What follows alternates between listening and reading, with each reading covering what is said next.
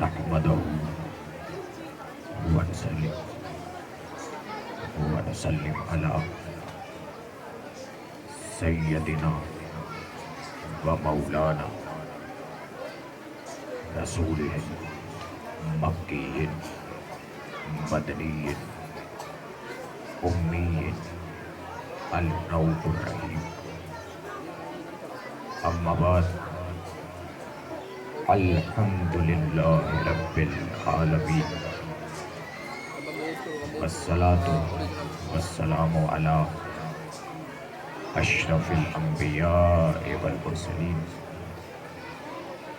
وآلہ الطیبین الطاہرین المعصومین المنتجبین المظلومین الذین اذهب اللہ عنہم الرجس وطہرہم تطہیرا. صلوات.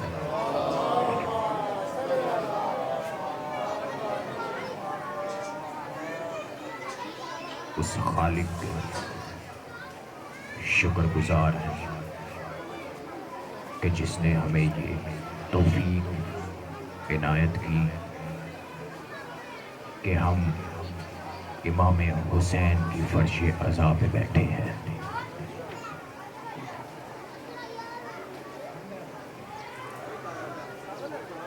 امام حسین فرش عزا پہ بیٹھے ہیں. کسی کے مقدر میں یا ہر کسی کے مقدر میں حسین کی فرش عزا پر بیٹھنا یا اسے توفیق نہیں ملتی. یہ مقدر ہے ہمارا کہ اس خالق نے ہمیں یہ عنایت بخشی کہ ہم امام حسین کی فرش عزا پہ بیٹھے ہیں. مجھ سے نہایت بہتر پڑھنے والے آپ کے سامنے پڑھ کے چلے گئے، اور جو میرے سے پہلے پڑھ چکے ہیں اللہ ان کی زبان میں تاثیر پیدا فرمائے. میں ایک چھوٹا سا طالب علم جو میں نے 9-10 سالوں میں سیکھا دین پڑھتے ہوں، وہ آپ کے سامنے بیان کروں گا. اور دوسرا یہ کہ مزاج انداز آپ 6 سالوں سے مجھے جانتے ہیں. آج چائنا اسکیم کی اس مجلس اور اس برآمدگی کو کرواتے ہوئے مجھے 6واں سال ہے. اور میں نے کل بھی آپ کے سامنے عرض کیا کہ آپ مجھے پسند کرتے ہیں تو میں یہاں آتا ہوں. یہ اہل بیت کی لطف اور عنایت ہے کہ اس نے یہ عنایت بخشی یا مجھے اس قابل سمجھا کہ میں امام حسین علیہ السلام کی اس عظیم سواری کو برآمد کرواتا ہوں. اصل مقام تو آپ لوگوں کا ہے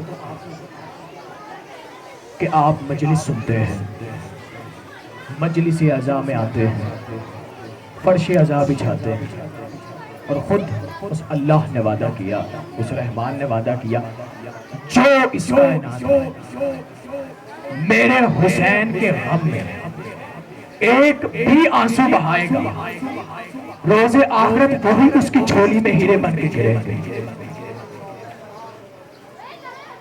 ٹھیک ہو گیا؟ یہ فضیلت، یہ عظمت ہے. کل میں نے موضوع شروع کیا تھا اور میں نے آپ کے سامنے عرض کی تھی کہ محرم الحرام کی 2025 کی مجلس میں میں نے موضوع اطاعت رسول کو رکھا. اطاعت رسول اس لیے رکھا آج یہ جو امت مسلمہ تفرقہ واریت کا شکار ہے، لڑائی کا شکار ہے، ایک دوسرے کے خون کے پیاسے ہیں، وہ ایک جگہ پہ جمع نہیں ہوتے. اس کی سب سے بڑی وجہ یہ ہے کہ ہم نے اپنے آپ کو نبی کے قدموں سے دور کیا ہوا ہے. ہم نے پیچھے والوں کو میری بات پریشان مشکل تو نہیں لگ رہی؟ میں نے کل بھی عرض کیا گاڑی چلتی پیٹرول سے، میں چلتا ہوں آپ کی داد سے، تو مجھے تو مسئلہ نہیں ہے، مجھے انہوں نے بلایا ایک جملہ پڑھوں گا، سلجھنا تیار ہو رہی ہے کہ ہو گئی ہے، جملہ پڑھنا سلجھنا باہر، مسئلہ نہیں ہے، لیکن چاہ یہ رہا ہوں کہ جہاں پر بھی مجلس اعزاء ہوتی ہے یا میں پڑھتا ہوں یا آپ سنتے ہیں، یہاں سے ہم کچھ لے کر تو جائیں، کچھ سیکھ کر تو جائیں، کچھ حاصل کر کے تو جائیں۔ ہم نے امام حسین کی مجلس سے کیا سیکھا؟ ہم نے امام حسین کا کلام سنا، کیا سیکھا؟ میں نے امام حسین کی مجلس پڑھی، مجھے اس سے کیا میں نے سیکھا؟ میری زندگی میں کیا اثر ہوا؟ یہ سب سے زیادہ میں نے اس اشرے میں موضوع رکھا اطاعت رسول۔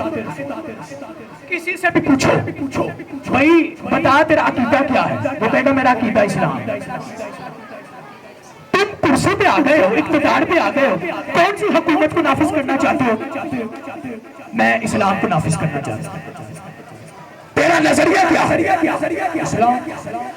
تیرا آئین کیا ہے؟ اسلام۔ جس سے بھی پوچھو گے وہ یہی کہے گا میرا آئین بھی اسلام ہے، میرا عقیدہ بھی اسلام ہے، میں لانا بھی اسلام چاہتا ہوں، اقتدار کی کرسی پہ آ کے اسلام کو پھیلانا چاہتا ہوں۔ یہ پوری کائنات چیخ چیخ کے یہ کہہ رہی ہے کہ میرا عقیدہ اسلام، میرا آئین اسلام، میں اسلام پہ عمل کرنا چاہتا ہوں، میں سب کچھ اسلام پہ عمل کرنا چاہتا ہوں۔ تو پھر یہ امت مسلمہ ایک دوسرے سے علیحدہ کیوں ہے؟ یہ امت مسلمہ پھر ایک دوسرے سے علیحدہ کیوں ہے؟ پھر ایک دوسرے کے خون کے پیاسے کیوں ہیں؟ پھر ایک پلیٹ فارم پہ آتے کیوں نہیں؟ ایک مجلس پہ کیوں نہیں آتے؟ ایک میلاد پہ کیوں نہیں آتے؟ ایک دوسرے کے ساتھ مزاج کیوں نہیں ملتا؟ سمجھ نہیں آ رہی تھی۔ مفسر پاکستان علامہ اقبال نے صرف ایک سطر میں اس مشکل کو حل کر دیا۔ تھوڑا سا ساتھ دیتے جائیے گا، پیچھے اجازت ہے۔ سمجھ نہیں آ رہی تھی یہ امت مسلمہ ایک دوسرے کے خون کے پیاسے ہو گئے، ایک دوسرے کو قتل کرنے پہ آ گئے، ایک دوسرے سے نظریہ مختلف ہو گیا، ایک دوسرے کی محفلیں مختلف ہو گئی۔ وجہ کیا ہے؟ سمجھ نہیں آ رہی تھی۔ مفسر پاکستان علامہ اقبال نے ایک سطر میں اس مشکل کو حل کر دیا۔ کیا تم کیا جانو؟ تم کیا جانو؟ یہ تفرقہ کب سے ہے؟ یہ تفرقہ کیوں ہے؟ یہ عقیدہ کیوں ہے؟ یہ ایک دوسرے کے خون کے پیاسے کیوں ہے؟ اگر تم یہ سمجھ لیتے کہ بڑھ کے خیبر سے ہے، یہ مارکہ دین و وطن، مفسر پاکستان نے علامہ اقبال نے یہ ویڈیوز بن رہی ہیں، یہ ٹک ٹاک پہ بھی جائیں گی، فیس بک پہ بھی جائیں گی، دنیا کے ہر کونے پہ ہر مسلک کا ہر فرقے کا بندہ میرا یہ جملہ سنے گا اور وہ مخالفت نہیں کرے گا بلکہ اس کی تائید کرے گا۔ مفسر پاکستان علامہ اقبال نے کہا تمہیں میں بتاتا ہوں یہ ایک دوسرے کے خون کے پیاسے کیوں ہے، یہ ایک دوسرے کو قتل کرنے کے لیے کیوں پھرتے ہیں، یہ ایک مجلس پہ ایک میلاد پہ ایک پلیٹ فارم پہ آتے کیوں نہیں ہے، ایک دوسرے کو تسلیم کیوں نہیں کرتے؟ مفسر پاکستان نے کہا بڑھ کے خیبر سے ہے، یہ مارکہ دین و وطن، کیا اس دور میں کوئی حیدر کرار بھی ہے؟ تھوڑا سا یہ کھڑے ہو جو مومنینہ ہاتھ اٹھائیں گے تو میں تھوڑا سا پڑھتا، تھوڑا سا ساتھ دیجئے گا۔ اچھا میں آپ کو ایک راز کی بات بتاؤں، خطیب جو ہوتا ہے نا آپ کے سامنے جب چیخ کے پڑھے نا اس کے گردوں پہ اثر بھی ہوتا ہے۔ یہ کسی بھی ڈاکٹر سے پوچھ لینا، حالت خراب ہو جاتی ہے جب انسان چیخ کے پڑھے، مانا لہجے میں پڑھے، آگے سے مومنین ہاتھ نہ اٹھائے تو پھر اگلا بندہ پھر کہتا ہے کہ پتہ نہیں میری مجلس ہی صحیح نہیں۔ مسئلہ تو اس کا البر ہے نا، پتہ نہیں مجلس ٹھیک نہیں تھی۔ مفسر پاکستان علامہ اقبال ایک کہہ دیا بڑھ کے خیبر سے ہے مارکہ دین و وطن، کیا اس دور میں کوئی حیدر کرار بھی ہے؟ اگر انسان جان لیتا، پہچان لیتا ہمارے ارد گرد کوئی حیدر کرار بھی ہے تو وہ تفرقہ واریت کا شکار نہ ہوتا، لڑائی کا شکار نہ ہوتا۔ اگر حیدر کرار نہیں ہے، حیدر کرار کے ماننے والے تو ہے، حیدر کرار کے ماننے والے تو ہے، حیدر کرار کے ماننے والے تو یہ تو علی کا دروازہ ہے کہ جہاں سے علم کی خیرات بھی تمہیں ملتی ہے۔ رسول خدا سرور کائنات کے سردار نبی نے کہا انا مدینۃ العلم، میں علم کا شہر اور علی اس کا دروازہ ہے۔ اس علم کے شہر کا باپ علی ہے۔ تو پھر پتا چل گیا علم کی خیرات ملتی ہے علی کے در سے، شعور کی خیرات ملتی ہے علی کے در سے، عقیدت کی خیرات ملتی ہے علی کے در سے، انسانیت کا احترام ملتا ہے علی کے در سے، صحیح عقیدہ ملتا ہے علی کے در سے، صحیح ایمان ملتا ہے علی کے در سے۔ تو پھر حق نہیں بنتا کہ جب ہم لا الہ الا اللہ کہتے ہیں، ہم لا الہ الا اللہ کہتے ہیں، محمد رسول اللہ کہتے ہیں، تو پھر حق نہیں بنتا کہ جس کے در سے تمہیں علم بھی ملا،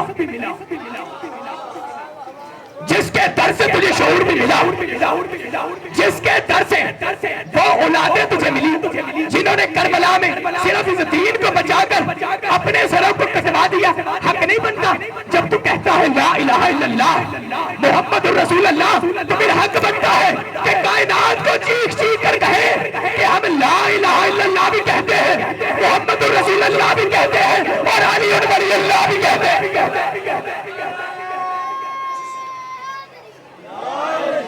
آواز بلندتر صلوات۔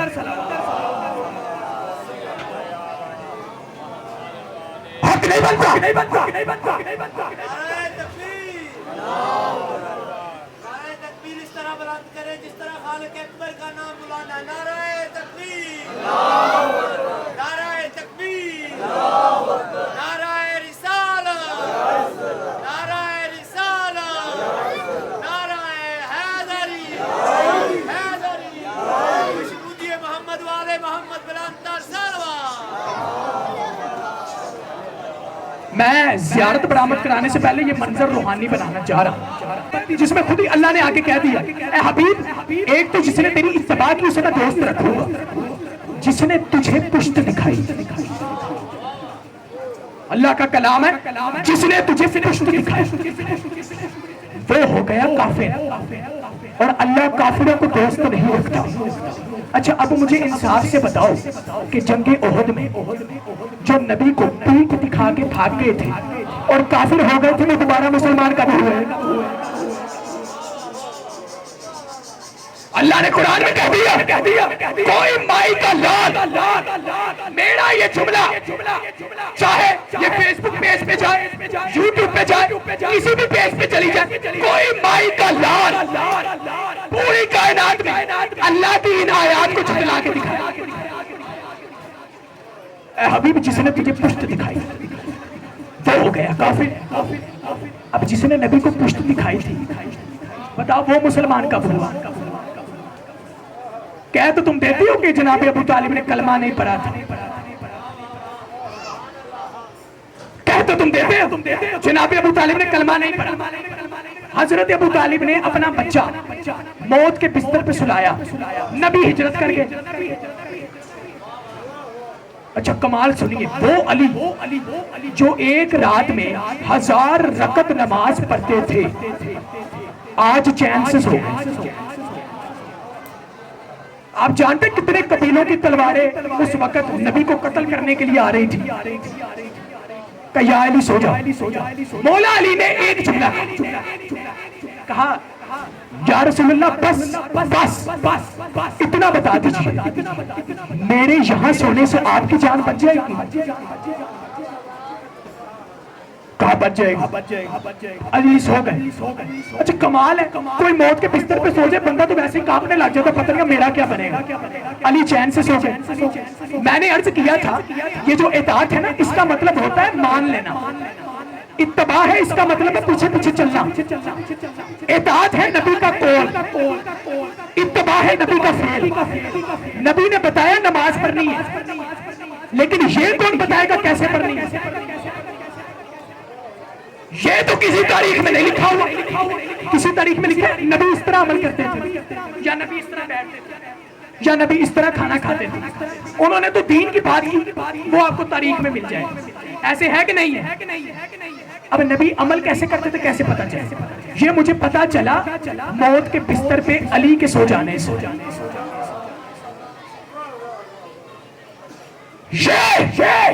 مجھے پتا چلا موت کے بستر پر علی کے سو جانے سے، مجھے نہیں پتا تھا نبی عمل کیسے کرتے. کسی تاریخ میں چیلنج کر رہا ہوں، کسی تاریخ کسی کتاب میں آپ کو یہ نہیں ملے گا نبی عمل کیسے کرتے تھے. اب یہ فعل کون بتائے گا؟ قول تو سارے بتاتے ہیں، فعل کون بتائے گا؟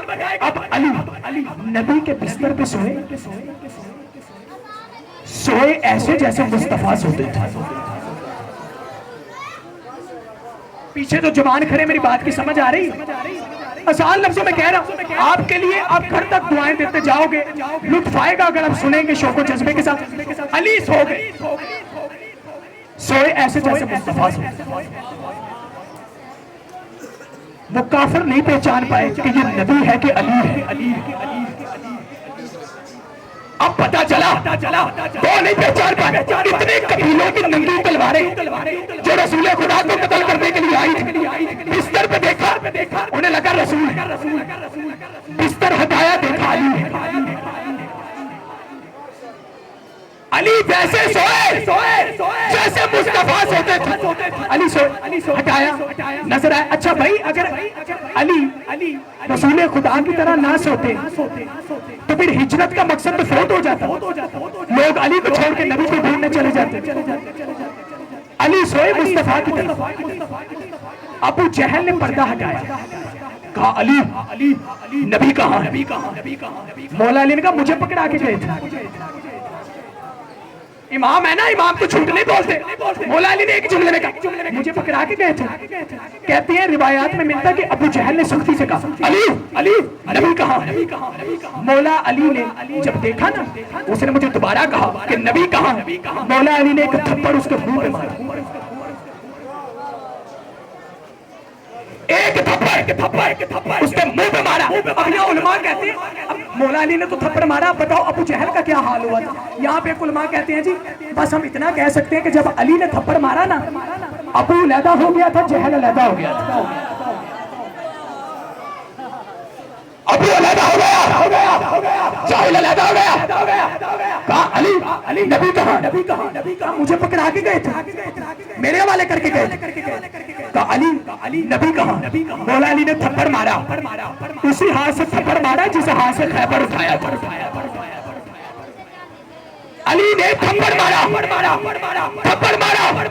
اور مار کے ابو جہل کو بتا دیا، ابو جہل یاد رکھ یہ وہ ہاتھ ہے جس ہاتھ کو نبی نے پکڑ کے دین میں کہا تھا جس کا میں مولا ہوں، جس کا علی مولا.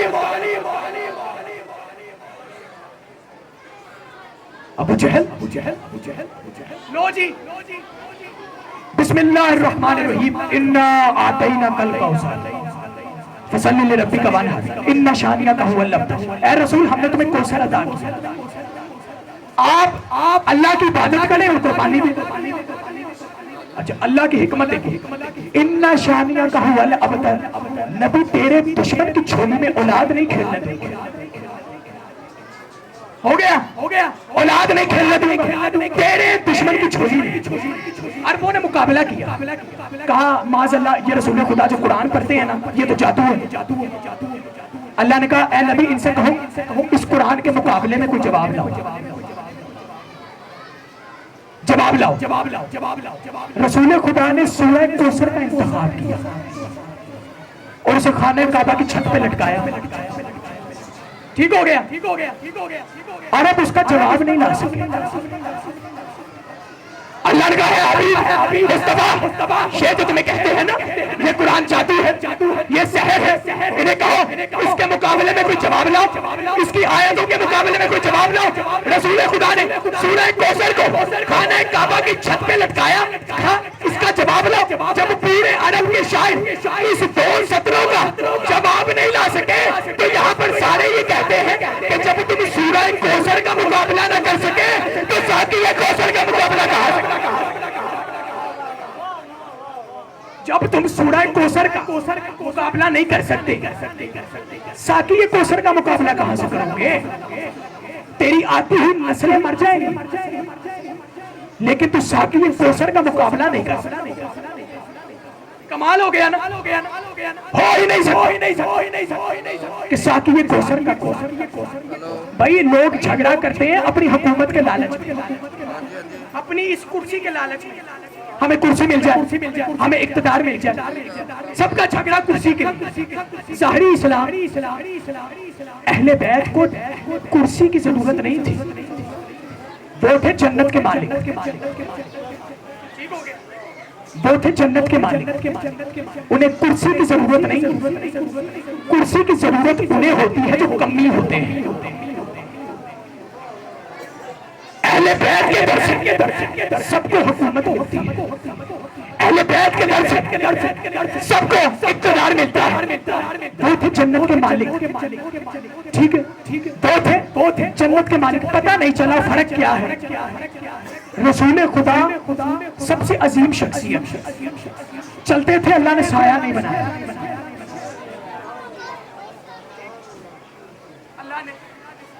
سایہ مصطفیٰ کا نہیں بنا، اس لیے کہ میرے مصطفیٰ کا اپنا سایہ بھی میرے مصطفیٰ سے آگے نہ جائے۔ ٹھیک ہو گیا؟ میرے مصطفیٰ کا اپنا سایہ بھی میرے مصطفیٰ سے آگے نہ جائے۔ سایہ نہیں بنایا، سایہ یا آگے ہوتا ہے یا پیچھے ہوتا ہے، ٹھیک ہے، سایہ یا آگے ہوتا ہے یا پیچھے ہوتا ہے۔ اللہ نے کہا سنو اے نبی کے ساتھ چلنے والوں، میرے نبی سے آگے قدم نہ بڑھانا، میرے نبی سے آگے قدم نہ بڑھانا، منع ہے۔ سایہ یا آگے ہوتا ہے یا پیچھے ہوتا ہے۔ اللہ نے نبی کا سایہ ہی نہیں بنایا، اللہ نے برداشت نہیں کیا کہ میرے نبی کا اپنا سایہ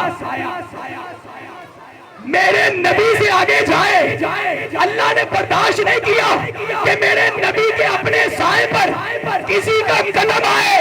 یہ ہوتا ہے فرق کہ جو باہر والے ہوتے ہیں ان پہ نبی کے سائے پہ قدم نہ آئے، اور اہل بیت وہ ہوتے ہیں کہ جن کے قدم مہر نبوت پہ آتے ہیں۔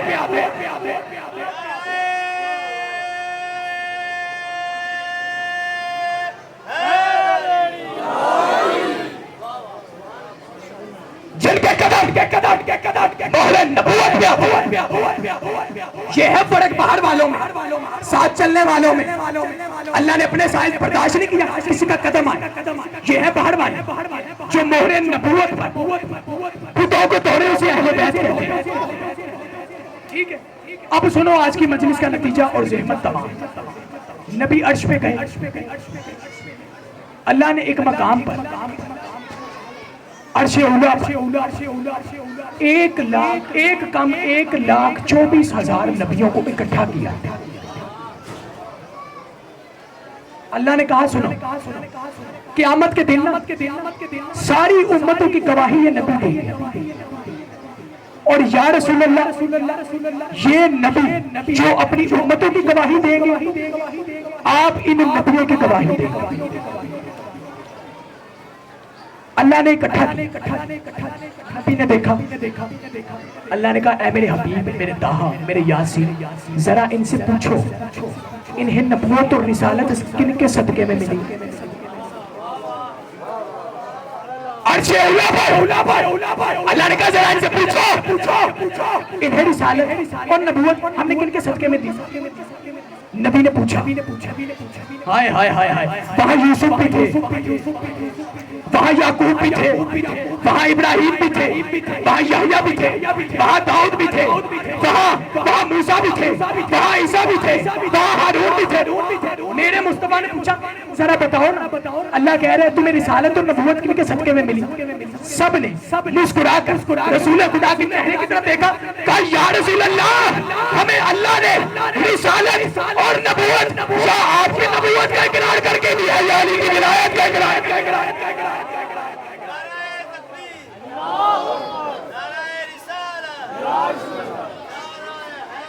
سارے مل کے ہاتھوں کو بلند کر کے نعرہ حیدری۔ بس جی آپ کی زحمت تمام۔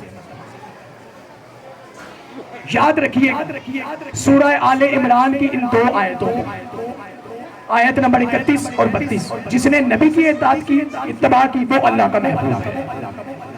اور اسی دین کو بچایا ہے امام حسین نے۔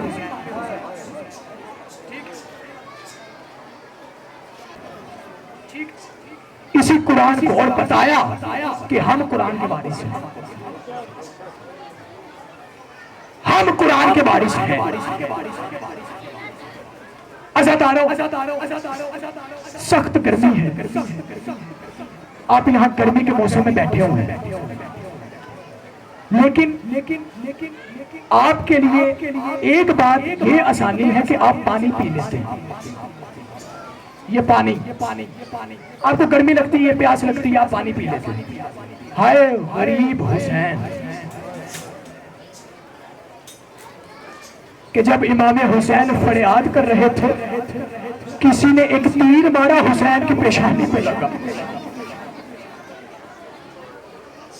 صبح سے حسین لاشیں اٹھا رہے ہیں، کبھی اکبر کا لاشا، کبھی عباس کا لاشا۔ عباس کے لاشے پہ حسین نے کمر پہ ہاتھ رکھا، اکبر کے لاشے پہ آنکھوں کا نور چلا گیا۔ ہائے اصغر کا لاشا، قاسم کا لاشا، اتنے لاشیں حسین اٹھا رہے ہیں، کوئی نہیں رہ گیا۔ اب حسین زلجنہ کے قریب آئے۔ اچھا اب یاد رکھیے، جب زلجنہ برآمد ہوتا ہے نا، اس پہ امام حسین سوار ہوتے ہیں، یہ بات یاد رکھیے، کیونکہ یہ جو زلجنہ آپ لے کر آئے ہیں نا، اسے سجایا ہے، اسے آپ نے منسوب کیا امام حسین سے۔ جو ہماری گناہگار آنکھیں نہیں دیکھ سکتی، یہ بے زبان جانور اپنی پیٹھ پہ دیکھ لیتا ہے حسین ہے۔ بات یاد رکھیے گا، زلجنہ جب بھی آتا ہے برآمد ہوتا ہے، اس کی زیر خالی نہیں ہوتی، یہ یاد رکھیے، یہ بات یاد رکھیے۔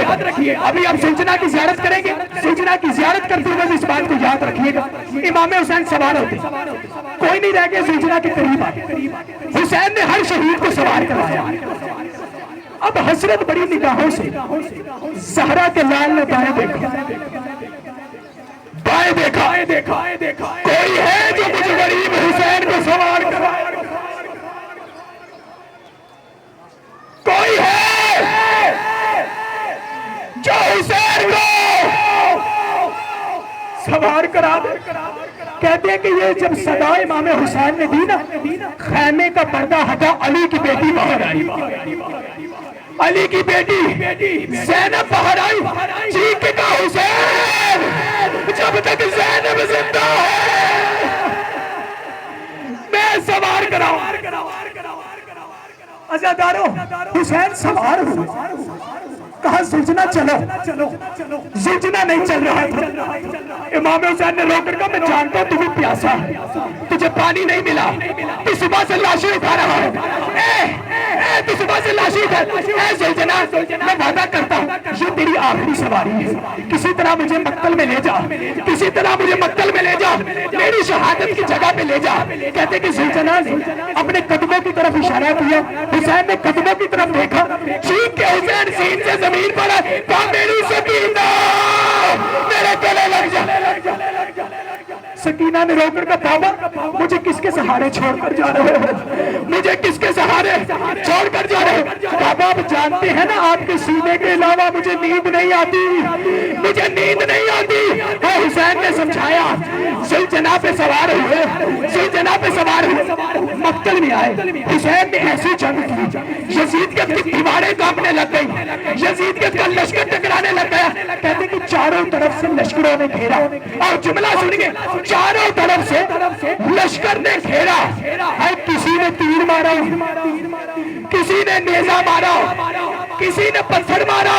ہائے حسین کی مظلومیت، جس کے ہاتھ میں کچھ نہیں تھا اس نے کربلا کی گرم ریت کو اٹھایا اور حسین کے جسم پہ مارا۔ بس دو جملے مجھے پڑھنے دیجئے تاکہ ہماری یہ قبولیت ہو جائے۔